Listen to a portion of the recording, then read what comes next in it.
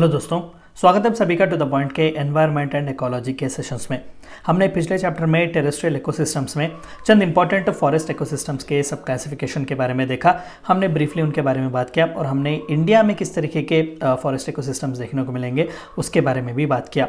और आज के इस चैप्टर में हम उसी सब्जेक्ट को कंटिन्यू करेंगे और देखेंगे कि टेरेस्ट्रियल इकोसिस्टम में और भी चंद इंपॉर्टेंट इश्यूज़ क्या हैं, एनवायरमेंटल जो रिलेटेड इश्यूज़ हैं और भी किस तरीके के क्लासिफिकेशंस वगैरह हमें टेरेस्ट्रियल इकोसिस्टम में देखने को मिलते हैं। इन सभी के बारे में आज के इस चैप्टर में हम डिस्कस करेंगे। तो सबसे पहला इंपॉर्टेंट जो इशू है जो एनवायरनमेंट से रिलेटेड है, टेरेस्ट्रियल इकोसिस्टम से रिलेटेड है, वो है डिफॉरेस्टेशन। आप सभी को पता है कि डिफॉरेस्टेशन होता क्या है, लेकिन स्पेसिफिकली हम इसका डेफिनेशन देखने की कोशिश करते हैं। इनडिस्क्रिमिनेट फेलिंग, यानी कि कोई भी एक स्पेसिफिक एक कॉन्सेप्ट नहीं है या फिर हमें कोई भी एक प्लान नहीं है। इनडिस्क्रिमिनेट तरीके से ट्रीज़ को हम काट रहे हैं, यानी कि अनगिनत ट्रीज़ को हम कट करते जा रहे हैं। फेलिंग ऑफ ट्रीज़ जिसे हम कहते हैं as a result of urbanisation. Urbanisation का माना जो अर्बन जो सेंटर्स सिटीज़ वगैरह जो होते हैं बड़े बड़े, वहाँ पर जो रूरल एरियाज़ में जाकर जो माइग्रेंट्स वहाँ पर बसते हैं, या फिर आमतौर पर भी जो अर्बन एरियाज़ में जो तादाद बढ़ती है जिसकी वजह से एरिया की ज़रूरत पड़ती है, तो आसपास के जितने भी फॉरेस्ट वगैरह होते हैं उन्हें क्लियर करते हैं ताकि उस सिटी के एरिया को बढ़ा सके, तो उसे अर्बनाइजेशन कहेंगे। इंडस्ट्रियलाइजेशन, नए नए जहाँ पर इंडस्ट्रीज़ वगैरह आते हैं तो जाहिर सी बात है कि वहाँ पर कंस्ट्रक्शन का काम, इंफ्रास्ट्रक्चर वगैरह की भी बहुत ज़रूरत होती है, तो उसके लिए भी फॉरेस्ट वगैरह काटे जाते हैं।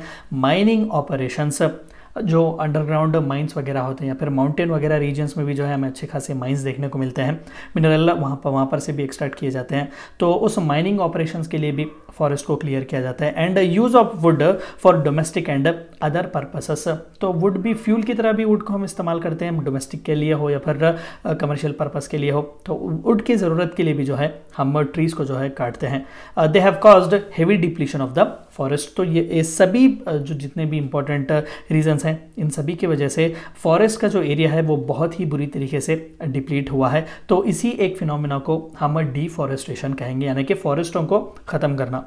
कॉजेस कई हो सकते हैं, चंद इंपॉर्टेंट कॉजेस जैसे कि शिफ्टिंग कल्टीवेशन, झूम कल्टीवेशन भी से कहा जाता है।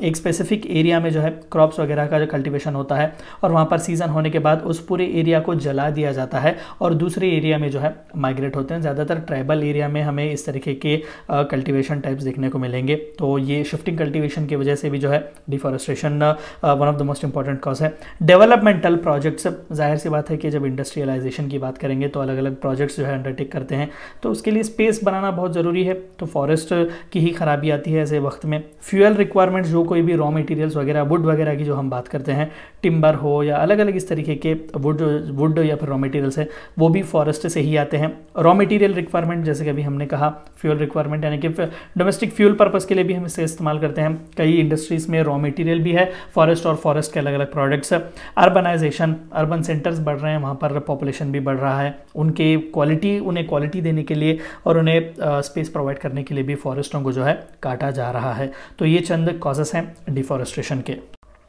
ग्रासलैंड इकोसिस्टम, हमने पिछले चैप्टर में फॉरेस्ट इकोसिस्टम के बारे में पढ़ा, यानी कि फॉरेस्ट की जब हम बात करते हैं तो बड़े बड़े ट्रीज वगैरह होते हैं, वहाँ पर अलग अलग किस्म के ऑर्गेनिजम्स वहाँ पर होते हैं। लेकिन जब हम ग्रासलैंड्स कहते हैं तो यहाँ पर बड़े बड़े ट्रीज वो देखने को नहीं मिलते। इस तरीके का ग्रासेस या फिर ग्रास वहाँ पर उगती है। ये ज़्यादातर ग्रास इकोसिस्टम, ग्रासलैंड इकोसिस्टम वो ज़्यादातर एनिमल लाइफ के लिए बहुत ही ज़रूरी है, क्योंकि जितने भी हम हर्बीवोरस एनिमल्स को देखते हैं वो इसी तरीके के ग्रासलैंड्स पर ज़्यादातर डिपेंड करते हैं। तो ग्रासलैंड इकोसिस्टम में अगेन कई ऐसे हमें क्लासिफिकेशंस देखने को मिलेंगे, लेकिन मेजरली चंद इंपॉर्टेंट सबसे पहला वो है सेमी एरिड जोन।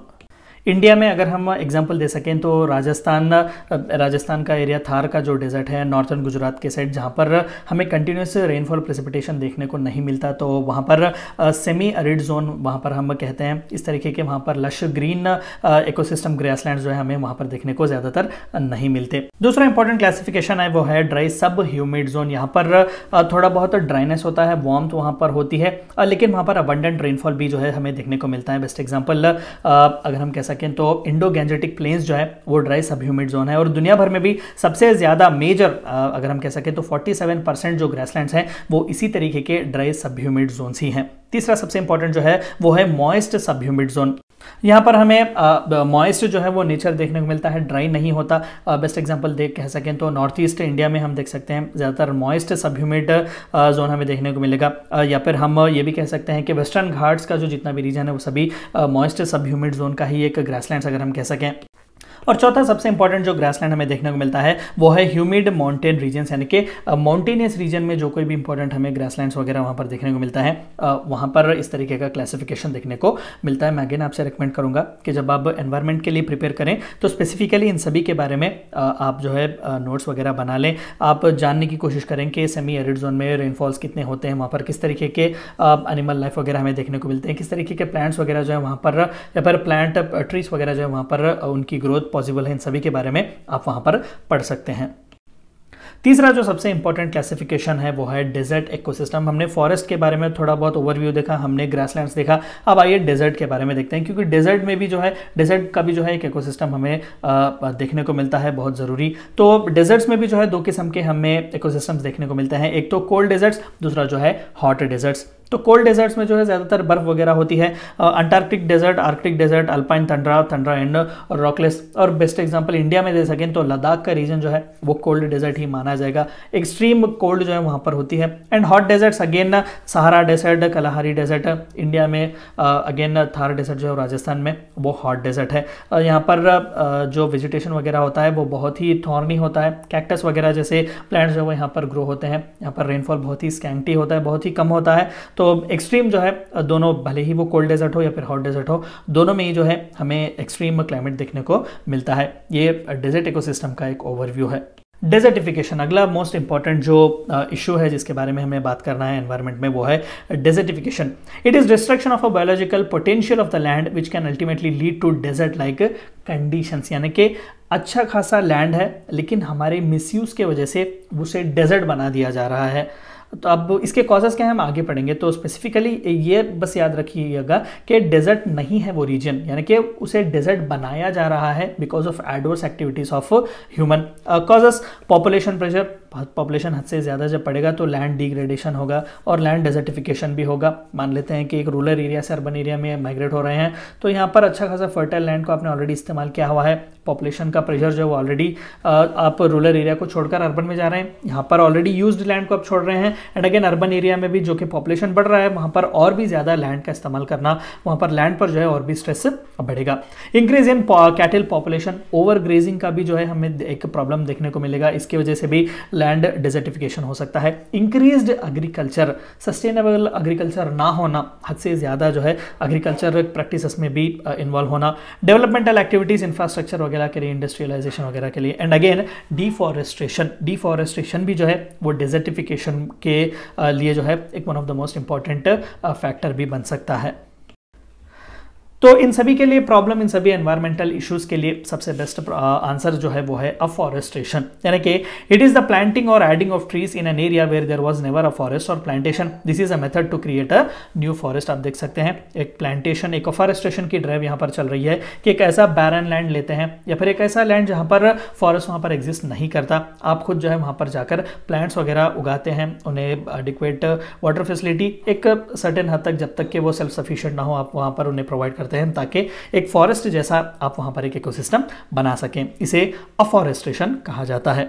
मोस्टली दुनिया भर में इसे एक सस्टेनेबल प्रैक्टिस की तरह भी देखा जाता है, क्योंकि ये सभी डेजर्टिफिकेशन जो है, जो सभी ये डिफॉरेस्टेशन वगैरह के जो इश्यूज हैं, अर्बनाइजेशन के सभी इश्यूज जो है, तो जाहिर सी बात है कि फॉरेस्ट का एरिया इस्तेमाल होता है, लैंड पर भी कहीं ना कहीं प्रेशर ज़्यादा बढ़ता है, लेकिन एट द सेम टाइम हमें चाहिए कि कहीं दूसरी जगह पर जहाँ पर इंसानी इन्वॉल्वमेंट ना हो, हम यहाँ पर जितना भी फॉरेस्ट यहाँ पर इस्तेमाल कर रहे हैं उतना ही फॉरेस्ट हम यहाँ पर ग्रो करें, ताकि एनवायरनमेंट में और इकोलॉजी में जो एक संतुलन है, जो एनवायरनमेंट में जो एक बैलेंस है, उसे मेंटेन रखा जाए।